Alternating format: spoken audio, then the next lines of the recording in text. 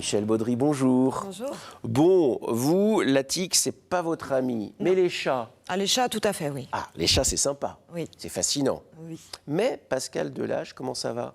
Ça va très très bien, De Christophe. temps en temps, les chats font l'objet de légendes et de superstitions complètement farfelues. Depuis très longtemps, on va faire un petit historique sur l'évolution du chat au Allez. niveau de l'Europe. Allez, on va partir à l'Antiquité. Soyez mon prof d'histoire sur les légendes. Non, je n'ai pas de prétention là-dessus. On va juste rappeler que pendant l'Antiquité, il s'est développé en Europe. Il était très apprécié parce que c'était un dératiseur. Et puis arrive le Moyen-Âge, il va souffrir Chez les Égyptiens adoraient les chats. Mais justement, je vous raconterai une petite légende à ce propos-là. Ah oui?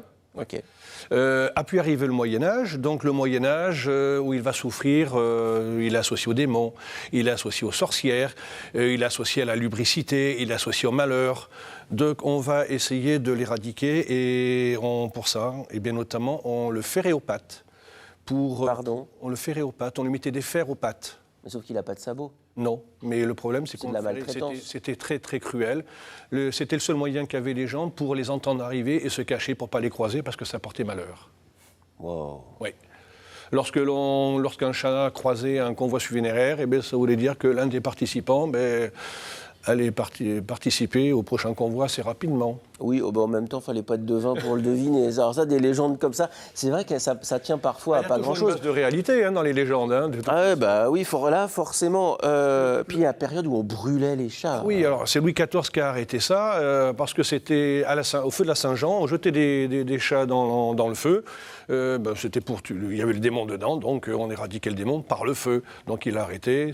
Et puis, à la fin du XVIIIe siècle, on a changé d'avis. La réhabilitation du chat. Il ne faut pas oublier que le Moyen-Âge, toute cette confrontation vis-à-vis du chat a entraîné les grandes pestes avec la destruction d'un tiers de la population de l'Europe. C'est lié à la disparition des chats? Oui, parce que réhabilitation fin 18e, dernière peste, 1790.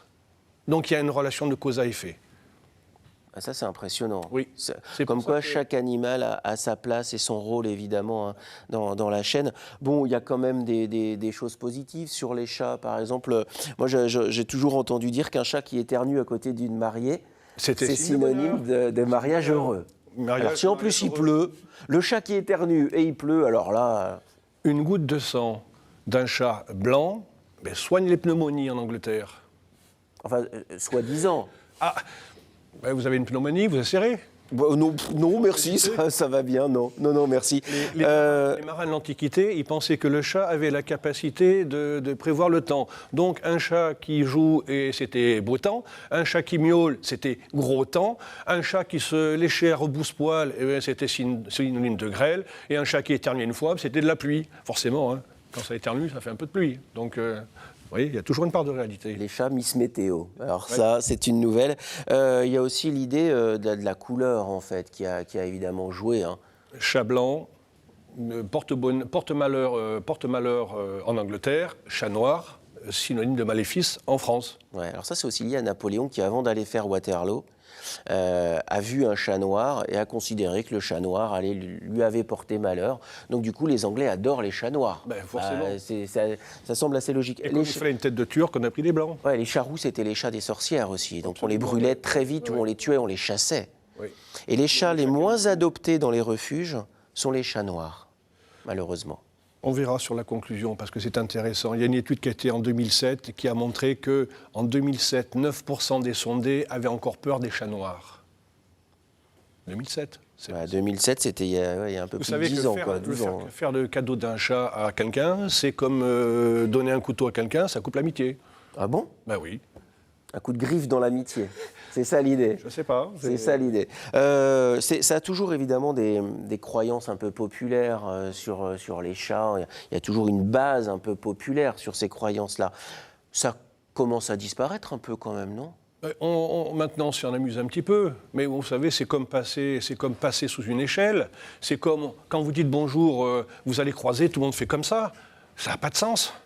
Et pourtant, c'est inscrit dans la mémoire collective. Donc, vous voyez un chat, je pense qu'il y a réminiscence à l'intérieur, où vous avez peut-être, je dirais, une petite appréhension dedans. C'est bien dommage. Il y a plus de 200 proverbes et dictons. Oui. Alors, celui qui m'intéresse, c'est donner sa langue au chat. Ça vient d'où? C'est un produit un dicton du 19e siècle. Ça nous arrive souvent, Michel, de donner notre langue au chat. Souvent, on dit « hop ». Alors justement, avant, on disait « jeter sa langue au chien ». Jeter sa langue au chien. C'est-à-dire, c'était renoncer à trouver une solution. Ouais. Donc, puisqu'on renonce à trouver la solution, eh bien, on n'a plus besoin de l'organe qui donne la solution. Donc, on la jette au chien. Sauf qu'au 19e siècle, réhabilitation du chat. Le chien était en extérieur, le chat était proche de vous, donc on a commencé à dire « je donne ma langue au chat ». Vous la donnez souvent, vous, au chat? Oh oui, parce que j'ai pas la grosse tête, voyez-vous, je suis humble. Ah, mais comme vous l'êtes, évidemment, comme vous l'êtes. Bon, parlez-nous de cette étude. Les légendes. Ah, les légendes, alors allez-y. Les légendes, moi j'aime beaucoup la légende de Noé. Sur l'arche de Noé, il n'y avait pas de chat. Donc, comme il n'y avait pas de chat, il y a eu prolifération de souris. Donc, les animaux étaient se plaindre à Noé. Donc, Noé, il tint un conseil avec le lion, qui était le roi lion déjà. Et le lion, il a été terminé 2 fois. Deux petits lionceaux. 2 petits lions, qui sont devenus un couple de chats. Ils ont éradiqué toutes les souris, tous les mulots, et ils ont laissé juste un mâle, une femelle de chaque espèce. C'est trop mignon. Ah ouais, c'est beau cette légende-là. Vous en voulez une autre? Ah ouais. Pourquoi le chat il a 9 vies? Pourquoi le chat a 9 vies? Il a 9 vies déjà. Il a 9 vies. Ça, c'est une nouvelle. Si vous en doutez. Ah non, j'en doute pas. C'est comme la grosseur des lobes. Il y a des gens qui disent qu'en fonction de la grosseur des lobes, on en est à sa première, deuxième, troisième, on a 7 vies, paraît-il. Et que la grosseur du... Non, on m'a dit ça un jour, vous moquez pas. Parce que l'oreille, c'est la source. Et moi, j'ai un gros lobe, donc je vais être au début, je me informe de ça. C'est pas du tout de la prétention. On me dit c'est un prétention, j'ai un gros lobe. Qu'est-ce que je voulais que je vous dise? C'est ma première vie, ça veut dire. Faut pas de lapsus. Vous faites voir? Alors, je dirais la 3/4e. C'est quelque chose qui continue à toujours pousser, hein, toute la vie. Merde. Ça pousse tout le temps. C'est pour ça que les personnes, les très vieilles personnes ont des grandes oreilles, parce que ça continue. Non, mais ça, vous arrêtez ça tout de suite. C'est pas parce qu'ils sont sourds. Mais n'importe quoi. On en était où, là, la deuxième légende? Ah oui, les 9 vies. 9 orifices dans un corps. Pardon? 9 orifices dans un corps.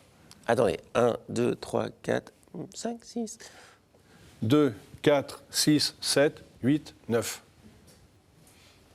Et ça a un rapport avec la vie? 9 vies de chat, 9 orifices. Ah bah dites donc. Shiva a Et puis après, on remplit sa vie comme on veut. Hein, c'est ça l'idée. Vous êtes joueur aujourd'hui? Oh non, bah vous pensez bien. Oh, à rien. C'est lundi matin.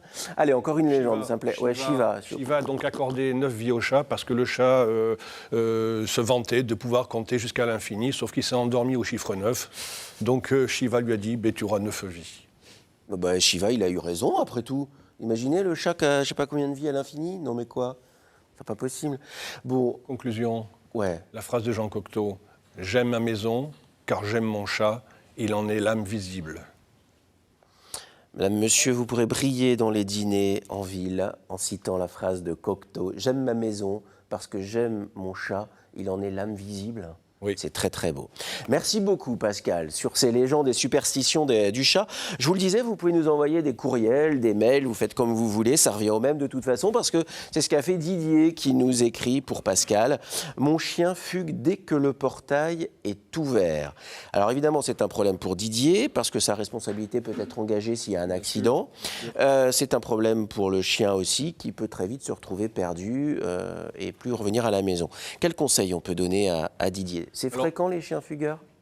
C'est fréquent, oui. Ah bon? C'est fréquent. Alors il faut pas confondre la fugue et l'opportunité. La fugue, c'est chercher un moyen pour sortir du territoire. L'opportunité, c'est profiter d'une possibilité, d'une occasion. Je pense que dans le cas de Didier, le portail est ouvert s'il profite de l'occasion. Hein. Ça peut être le résultat du non-respect des besoins fondamentaux du chien qui a besoin de communiquer avec un congénère et c'est pour ça qu'il m'arrive fréquemment. Les gens me disent mon chien, on va directement le chercher chez les voisins parce qu'il est à côté de son copain. Il a besoin d'avoir un copain. Ça, c'est l'instinct grégaire. C'est l'instinct d'être en groupe. Voilà. Quoi. Bon, ça, on comprend. Une fois sur X centaines de milliers de fois, le chien, il fugue pour une femelle en chaleur. Alors vraiment, c'est pas une excuse. Hein. Parce que souvent, c'est ce qu'on entend. Il est parti chercher une femelle en chaleur. Oui.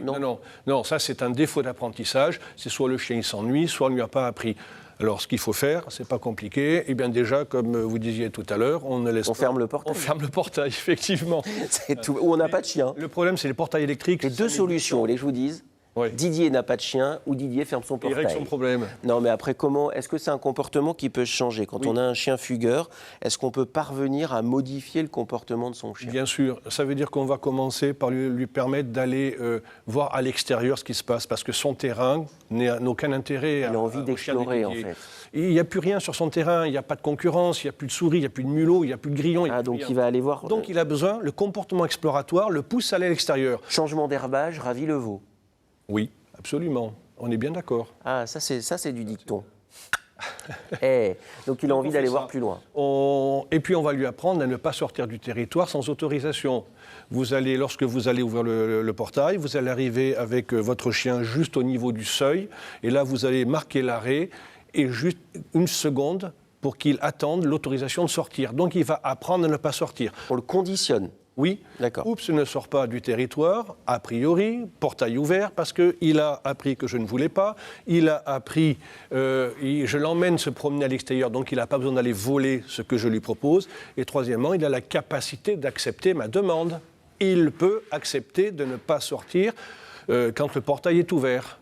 Parce que je lui ai appris à contrôler ses émotions. Donc si Didier suit vos conseils, son chien ne sortira plus au-delà du portail et il faut le promener, lui montrer d'autres territoires. On a reçu des photos, forcément là vous le connaissez bien puisque c'est Oups qui avait envie d'une petite siestouille, c'est ça l'idée? Ah, mais l'idée, c'était... dis donc, il a l'air malheureux, Pépère. Voilà, une des positions favorites de Oups. Donc là, il est en position, je me mets en situation. Deuxième photo... Il dort assis, lui. Il dort assis avec la tête levée. Dans le camping-car. Oui, dans le camping-car, comme ça, il est certain que si je bouge, il va m'entendre. Alors, c'est pas... Il ouvre un œil, il voit où on en est. Ok, encore 100 km, je me rendors. Exactement. Donc, il est sur le siège devant, il regarde derrière, et puis, à un moment donné, la fatigue le prend et il s'endort. Et puis, de temps en temps, il peut donner un coup de patte comme ça sur l'épaule. Quand est-ce qu'on arrive? Quand est-ce qu'on arrive? Est-ce qu'on peut s'arrêter faire pipi? Au début, ce qu'il faisait, c'est qu'il posait les pattes sur le klaxon. Mais non. Si. C'est Pascal qui conduit, c'est Oups qui klaxonne. À l'arrêt. Kenzo maintenant, regardez. Tiens, Carole va nous montrer et Jérémy va... Regardez, Oups est en pleine activité. Il n'en peut plus. Il est à fond. Ah, il est à fond là. Non, c'est... Dites donc. Alors Kenzo, comment vous dire? Il a l'air aimable comme ça, mais alors faut pas gratter trop, hein? Exactement. C'est une boule d'amour à l'extérieur, comme dit son propriétaire, mais à l'intérieur, c'est vraiment...